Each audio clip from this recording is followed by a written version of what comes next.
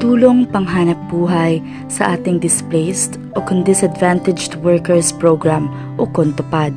Isa ka programa sang national government pinaagi sa Department of Labor and Employment nga tuyo maghatag sang trabaho sa mga pumuluyo ilabi na sa tion sang krisis.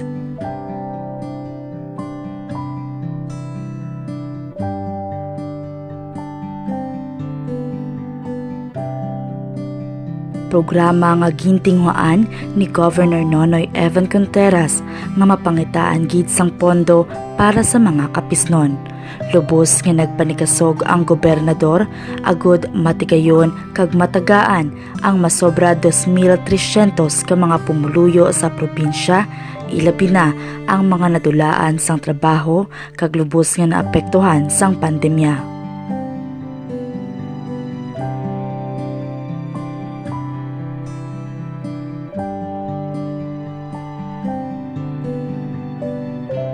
Sang nakaligad lamang, natapos na nga matagaan ang 661 ka mga tupad beneficiaries sa primero distrito sang Capiz. Kag siningtamlag lamang, lubos man ang pagpasalamat sang 870 ka mga benepisyaryo sa segundo distrito. Ini matapos nga sila man ang nakabaton sang tag 3,950 pesos nga cash out para sa ila pulo ka adlaw nga pagpanarabaho.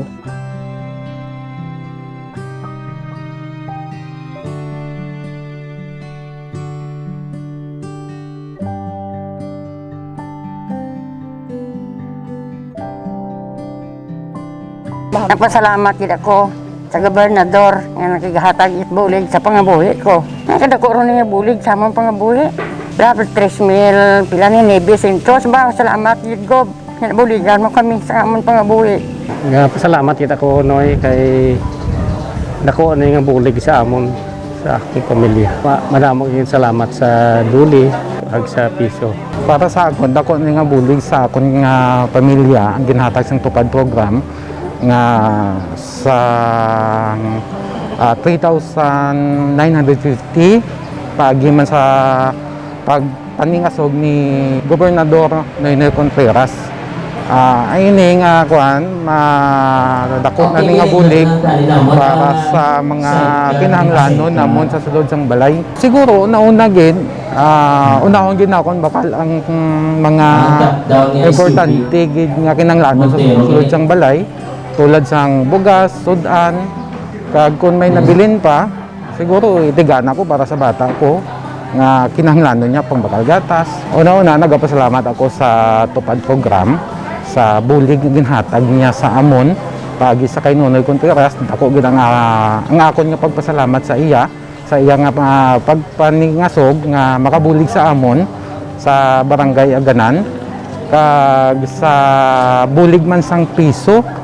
Paagi sila nakaabot sa amon ang bulig nga ginhatag sang province sa amon.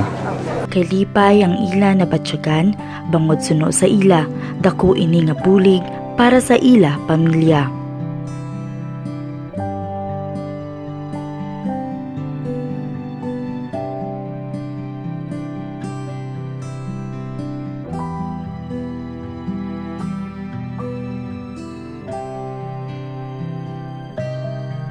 Dako gid nga bulig para sa amon senior citizen na rin ako, bisan senior ako gapananom pa rin ako. Idugang ko pa ini ibakal sang abono, tapos mga ipaspray ko sa akon mga bulak, tapos ibakal ko man gatas kag bulong. Sa totoo sigob hindi na iban sa akon, permi nagayakapan kami silang aduha paagi kay Boy Arbolida. Friends kami bisan magkaadto ko sa Manila ang napadala ko sang unga ko gakit ay kami sina maayo man iya batasan kag nakakabulig siya sa amon. Gob gapasalamat gid ako sa bulig nga hatag mo sa amon labi na gid sini sa mga senior citizen kag sa peso madamo salamat kabay pa nga tagaan pa sa singlawas nga maayo kabuhi nga malawig kag makaserbisyo pa sa amon nga mga katigulangan. Kani madamo pagid ang iyang mabuligan ng mga pamuluyo sa probinsya sang Capiz.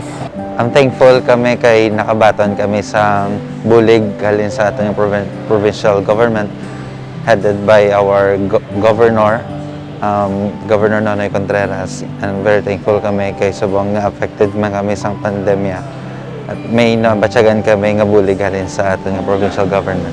Kabay pa nga madamo pang mabuligan ni Gov kag together with the PESO office, kag kabay pa nga maging safe gyapon sa paglibot sa kada banwa para madamo pang maserbisyohan. Madamo gid nga salamat.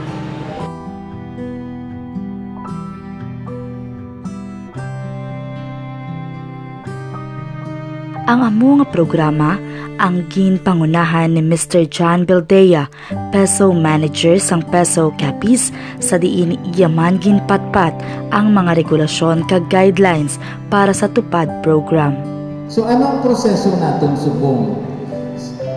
Dapat may mga valid ID ka mo nga dala. May mga valid ID ka mo? Okay. Siyempre, magkuha ka mo kwarta sa Palawan sa Iloilo, representar ka mo valid ID, di ba? Kaya hindi na naman basta-basta ma-release ang kwarta kung hindi naman mapasiguro na ang nag-claim amugid ang kagiya sa ngalan ari sa among listahan. Kay bangod ang kwarta, nakaigo lang sa 2,371 katao. So, dara pa lang sa inyong mga bangko, gabuto nyo na ang inyong valid ID. Pag abot diri sa tubangan sang akong staff, ihatag ang inyong valid ID, pangitaon nila inyong ngalan sa listahan, pagkatapos dinapapirma nila kamo sa attendance sheet.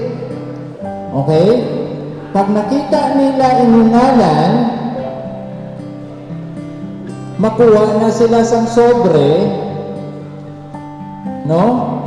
Ipagawa nila ang kwarta, dapat nagabalor 3,950. Sa tion sang pagkinahanglan, may krisis man o kung wala, yara gihapon ang katuyuan ni Governor Nonoy Evan Contreras nga maipalapit ang gobyerno sa tawo. Mabatsagan sa mga pumuluyo, una nga ginadireksyon natin sa inyo, no? Sa inyo ginitanan, una nga ginampal ko, hindi may representative ng isa lang, tanan dapat makabaton, no? Although tanan-tanan man napiktuhan sa pandemic, no? Siguro mga apyan nyo, kaluyo nyo, kasi pamangkot na away sila, pero may masunod pa man, no? Pinahatag natin sa mga coordinators natin, kung sino nagkakadapat na makabaton. Gamay na lang ni, no? Hindi magiging dako na isa ko, hindi probably, hindi guro kapot sa kapulan, nagastuon ninyo, no? Basi isa lang kasi mana gani, ubos na ini, no? Or basi iba, isa lang gani kadlaw. Kapin ba kung may nagahulan na siguro kung nakautang na kita, no? Pero ang importante sini, at least may nabaton ka mo, no? Makabulig-bulig, makapaganagan na sa ginabatsag natin, no? Mga sitwasyon, subong nga mga pandemic. Ang importante pagit nga sinunoy nyo, Evan Contreras, gintuman ko lang ang ako nga promisa sa inyo, no? Na mabalik-balik ako dire sa inyo, everyday dilibot ko, lain ni barangay, lain ni banwa, kaya muna ang promisa ko, mas prefer ko pa magkainit, no? Kaysa magtinir sa opisina. Mas gusto ko makita sa mga tao, kaya muna man ang promisa man nato, no? Maski may pandemya kita, importante ako nagapati na subong at kung may krisis, ang leader na makita dapat sa kabarangayan, sa kada munisipyo, no? Upod dapat mamatsagan sa mga tao ang leader nila. So maski gamay lang, at least hopefully ini makabulig-bulig na sa inyo, no? Kagsubong sang iya promisa nga mapabatsyag sa tanan nga kapisnon ang iya serbisyo nga may pagkabalaka.